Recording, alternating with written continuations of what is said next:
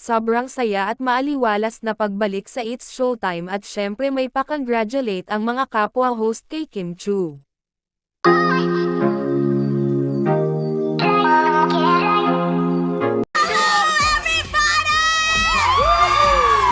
Yes, may pasalubong tayo sa London! Ilang linggo, at mukhang umabot na ng isang buwan, nang hindi makita si Kim Chu na live sa It's Showtime, kung saan ay napaka-busy nito. Maraming ganap nga si Kimi from taping papuntang ASAP sa England nga ang Kim Chu.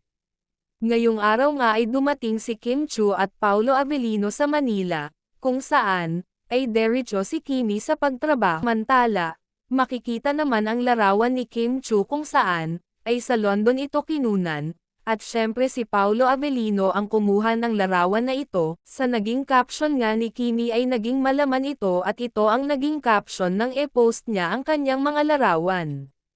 May isang tiyak na uri ng kapayapaan na darating kapag ginawa mong mute ang mundo.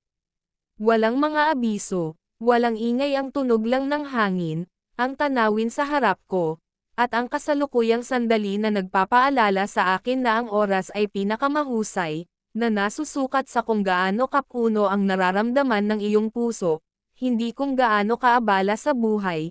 Isang araw sa isang pagkakataon, talagang sinulit ni Kimi ang isang bakasyon kung saan, ay kasama niya ang lalaking mahal niya, at ganon naman syempre si Paulo.